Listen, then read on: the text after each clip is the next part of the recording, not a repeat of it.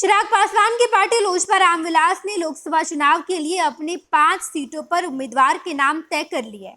हालांकि 2 प्रत्याशी पहले से ही तय थे, जिसमें से खुद चिराग पासवान और दूसरे उनके जीजा अरुण भारती जमुई लोकसभा सीट से चुनाव लड़ते, लेकिन बाकी के 3 सीट पर उम्मीदवार तय किए जाने थे। और आज चिराग पासवान ने मीडिया कर्मियों से बातचीत करने के दौरान इस बात का खुलासा कर दिया कि आखिर आधिकारिक रूप से कब बताया जाएगा कि आखिर चिराग पासवान की पार्टी लोजपा रामविलास बाकी के 3 लोकसभा सीट पर किसे किसे प्रत्याशी के तौर पर चुनावी मैदान में उतारेगी।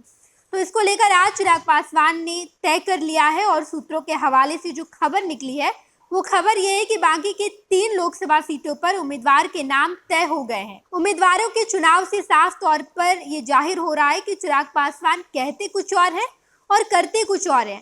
जब चिराग पासवान की पार्टी टूट गई थी, जब उनके चाचा अलग हो गए थे, तो उस वक्त से लेकर के चुनाव में कैंडिडेट चुनने से पहले तक चिराग पासवान अपने तमाम समर्थकों को, अपने तमाम कार्यकर्ताओं को यही कहते नजर आए थे कि आप हम पर विश्वास जताइए।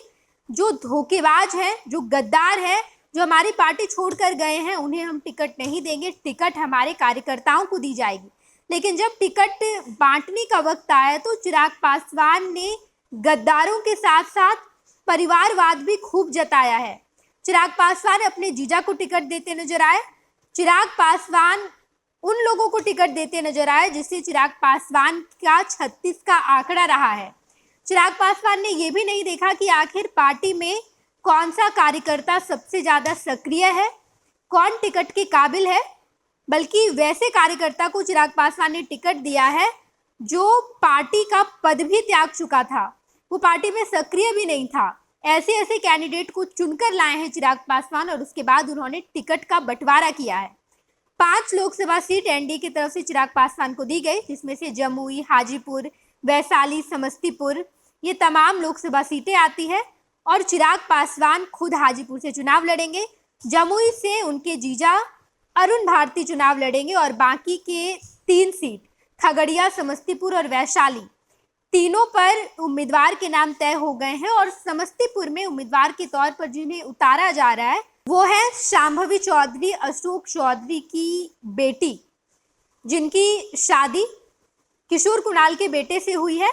और टिकट दिलवाने के लिए अशोक चौधरी ने बड़ा मैनेजमेंट किया था, मैनेजमेंट सेट किया और उसके बाद चिराग पासवान से समस्तीपुर लोकसभा सीट से शांभवी को टिकट दिलवाया है और अब शांभवी समस्तीपुर लोकसभा सीट से चुनाव लड़ेंगे। इसके अलावा 2 उम्मीदवार, एक तो वैशाली और दूसरा आता है खगड़िया। वैशाली से वीणा देवी को चिराग पासवान ने टिकट दिया है। यही वो वीणा देवी हैं जो पशुपति पारस के साथ चली गई थी चिराग पासवान की पार्टी छोड़कर, और चिराग पासवान के पास कैंडिडेट की कमी हो गई थी, चिराग पासवान के पास सांसद की कमी हो गई थी। लेकिन वही वीणा देवी जब चिराग पासवान की पार्टी में आई पशुपति पारस को छोड़कर, तो उन्हें टिकट दिया गया। चिराग पासवान ने वैशाली से वीणा देवी को उतारा है और एक सीट बचता है खगड़िया। खगड़िया से जिन्हें टिकट दिया गया है उनका नाम है राजेश वर्मा, भागलपुर से आते हैं। और चिराग पासवान की पार्टी लोजपा रामविलास के ऐसे कार्यकर्ता हैं जो सक्रिय भी नहीं थे। राजेश वर्मा को जब भागलपुर का लोजपा की तरफ से जिलाध्यक्ष बनाया गया था, लोजपा रामविलास की तरफ से, तो उन्होंने अपने पद से इस्तीफा दे दिया था और पार्टी में सक्रिय भी नहीं थे। भागलपुर के एक्स मेयर हैं और अब तक वो फ्रेम में कहीं भी नजर नहीं आ रहे थे, उनकी बातचीत भी नहीं चल रही थी। और अब आज अचानक से चिराग पासवान के साथ राजेश वर्मा की तस्वीर आती है, चिराग पासवान के घर जाते हैं राजेश वर्मा और उसके बाद ये चर्चा शुरू हो जाती है कि चिराग पासवान खगड़िया लोकसभा चुनाव से राजेश वर्मा को टिकट दे रहे हैं। टिकट बांटना हो चुका है, चिराग पासवान ने अपने कैंडिडेट को टिकट दे दिया है और कल सुबह यानी कि शनिवार की सुबह आधिकारिक रूप से चिराग पासवान बता देंगे कि आखिर किस किस कैंडिडेट को चिराग पासवान ने टिकट दिया है। और यहाँ पर चिराग पासवान की करनी और कथनी में फर्क देखने को मिला। जहाँ लगातार चिराग पासवान कहते नजर आए थे कि गद्दारों को टिकट नहीं दिया जाएगा, चिराग पासवान ने वीणा देवी को टिकट दिया। वीणा देवी चिराग पासवान को धोखा देकर चली गई थी, लेकिन जब आई तो चिराग पासवान ने उनका स्वागत किया, अपने कार्यकर्ताओं से ऊपर वीणा देवी को रखा। इसके अलावा राजेश वर्मा जो कि पार्टी में कहीं भी नजर नहीं आते थे, उन्होंने पार्टी से इस्तीफा दे दिया था।